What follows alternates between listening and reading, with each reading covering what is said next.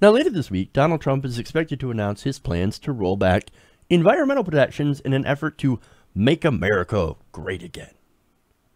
Now, the Washington Post reports that President Trump is preparing several executive orders that will end Obama-era policies on climate and water pollution. So instead of making America great again, it's make America polluted again. So that's what this is. One executive order will instruct the Environmental Protection Agency to begin rewriting a 2015 regulation that limits greenhouse gas emissions from existing power plants. Now, the plan is known as the Clean Power Plan. Now, these limits directed every state to form detailed plans in order to reduce carbon emissions from such sources as coal-fired power plants, enough to decrease carbon pollution by about 1/3 by 2030 compared to 2005 levels. Now, there are a lot of coal plants that are like, oh, whoa, if you make me reduce my emissions, we're not going to be profitable at all. Well, that's because coal is a super dirty fuel. There's no such thing as clean coal. It doesn't exist. It's like a fucking unicorn. Not real. It's like the Bowling Green massacre. Not real. But again, clean coal, right? So they put these regulations into place, and they've been held up by the court, actually. So they actually weren't in action at this point yet. But it looks like they're not going to be in action. They're not going to be implemented because it looks like Donald Trump is going to eliminate the Clean Power Plan. So I guess, so much for that. So much for actually trying to do something about the environment that we could actually do. Now, again, his reasoning behind this is it's hurting the coal industry. Yes, not being able to pollute does hurt the coal industry. But I think it's one of those things that I think it's worth putting into place so that our air does not become dirty. Our water doesn't become dirty.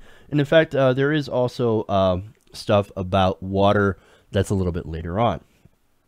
Now, the executive action also instructs the Interior Department's Bureau of Land Management to lift a moratorium on federal coal leasing. So basically, the EPA is now in the hands of Scott Pruitt. Now, Pruitt, of course, is very, very big pro-energy guy. He is a fossil fuel shill. And so he's likely to eliminate that provision, essentially allowing companies to put more greenhouse gases in the atmosphere. Because, of course, 400 ppm of carbon in the atmosphere is obviously, it's not enough. No, the weird weather trends and every year of the climate the Earth getting progressively warmer, not good enough. Not good enough. And of course, the second part of that will allow for, obviously, more digging of coal. Now, according to Bloomberg, I'm sorry, got ahead of myself there. Here's the thing, right? Before you cheer on these rules, rolling back these rules and saying, yeah, more coal, right? That means my job's coming back. Well, not necessarily. You see, the reason that the coal industry is dying is because, not because of Obama regulations. Sure, it doesn't make it easier, but coal was already in the downward slope because of competition from different energy sources. For example, you've got a natural gas glut, and you also have a oil glut that's happening as well. So all those things make coal a little bit more expensive. Not only that, but you also have wind and solar that are cheaper than coal. According to Bloomberg, unsubsidized solar is beginning to outcompete coal and natural gas on a larger scale. And notably, new solar projects in emerging markets are costing less to build than even wind project. Now, across the world, of course, in places where there isn't a lot of electricity, you still have fossil fuels that are the cheapest option in these developing countries. So, coal is still super cheap there. But when it comes to emerging markets, it's not as cheap. And actually, solar is a much better option because you have China jumping into the market, making a lot of solar panels, helping to fund different things. And of course, the cost of solar panels has also decreased as the technology has gotten better. So there's that. And of course, in countries that are more fossil fuel established, like America and some of the countries in Europe, it's a little bit more difficult for solar and wind to really get into the market because of the controlling established interests that are there. that are billion-dollar companies. But nonetheless, when it gets down to it, when you factor in environmental impacts, you still have wind power that is much, much cheaper than coal and other fossil fuels. So, I mean, there's just a little economics for you. And look, when it comes to investment, investing in solar and wind and other renewable energy, it's just smart because it pays for itself in the long run. Especially, again, when you factor in the environmental impacts. Now, of course, Pruitt, as I mentioned earlier, he's a fossil fuel shill. Didn't want to do any of this because, you know, he works for the fossil fuel industry. That is his constituent. That is his main concern. Once he gets out of office, he's going to go back and probably get a fossil fuel lobbying job or something like that. But his whole purpose there, right now, at least when it comes to coal, is to use government to prop up a failing industry.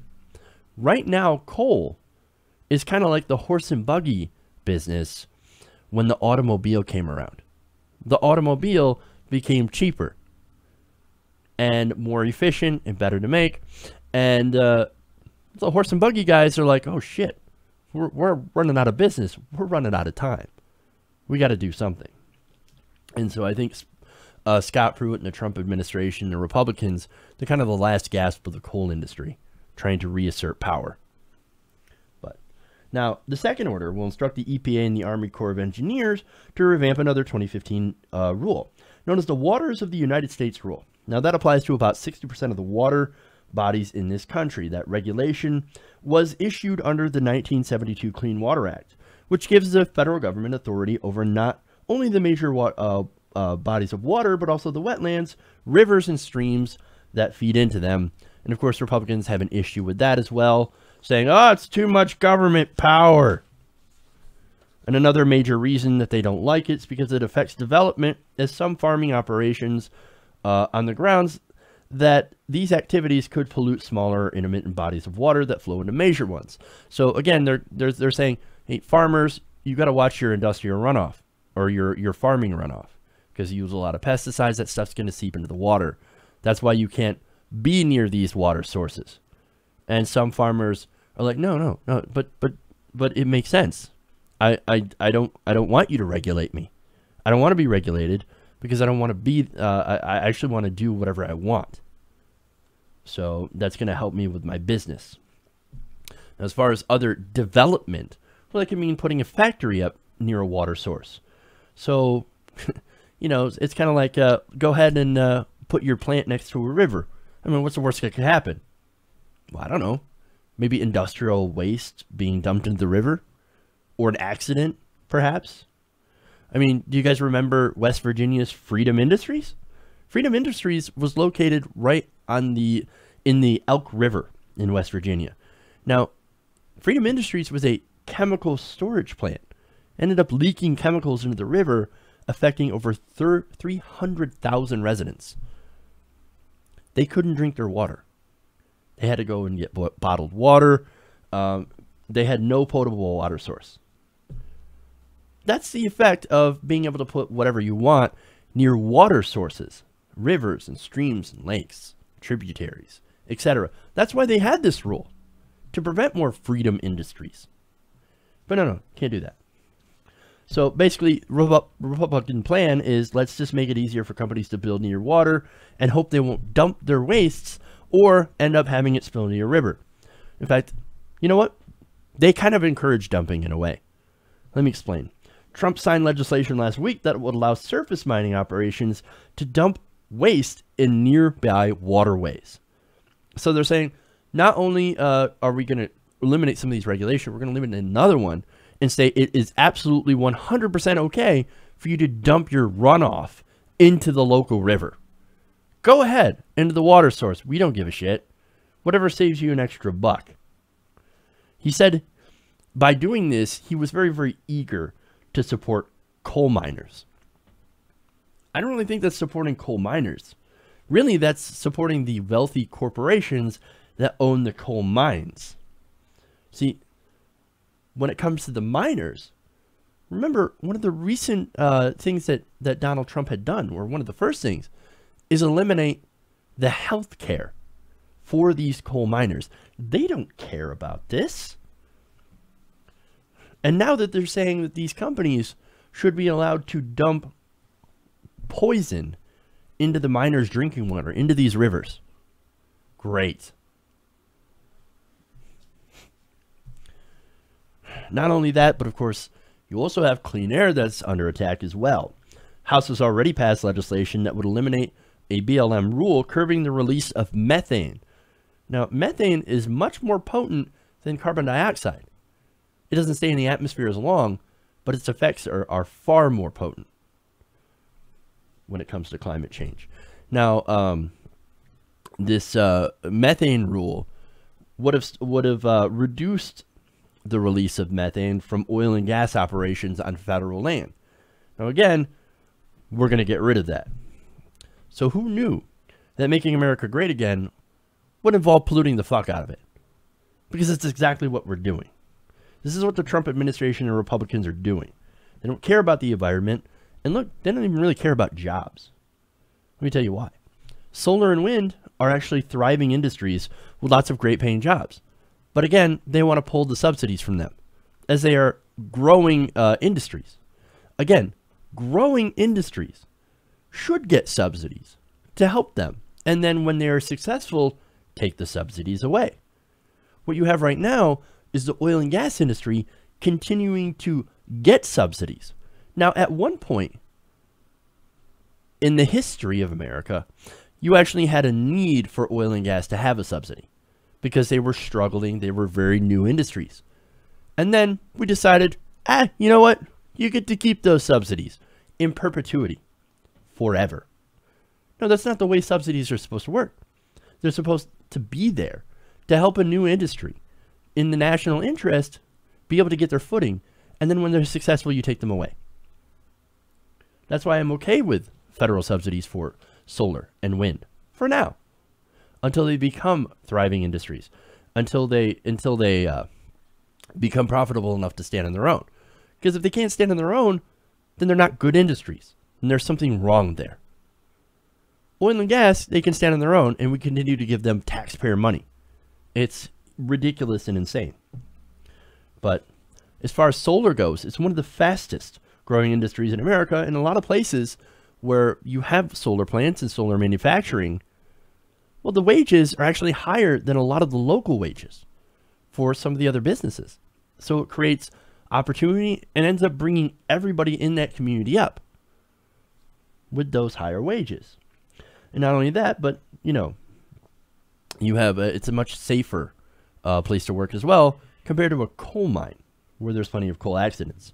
But instead of actually investing in those industries where there is a lot of job potential, you have Pruitt and Trump that are continuing to prop up a failing industry instead of ensuring that people working in those coal mines are retrained. Because this is what look, if I were in charge, this is what I'd want to do. I'd take everybody in the coal mines, and first of all, I'd make sure that they had enough to live while retraining them. You shut down the coal mines. Gone, done. No more coal mines. But you make sure that these people, you give them enough to survive on, and then you pay for their training and put them into brand new, better jobs. You guarantee them a job. There is a job waiting for you at a better place with better pay, with health care, with all sorts of stuff. This is what we're going to do for you. All you have to do is give up the coal mine. You don't think people are going to jump for it? You don't think they're going to feel left behind when they personally say, okay, your industry is going out of business, but we're going to help you transfer to a better industry with better pay. You don't think that would be popular? Hell yes, it would. That's the only way to go. But unfortunately, we're not going in that direction. And this is what happens when you vote for Republicans, man. They put profits over people, pollution over clean air. And for those who might be Trump supporters now, just wait. Just wait until his policies begin to poison your river. Then we'll see how big of a Trump supporter you are. Hey everybody, thanks for watching this video. If you want to see more like this, please hit the subscribe button below. And if you want to support truly independent progressive media, please consider becoming a patron at patreon.com/TYTNation.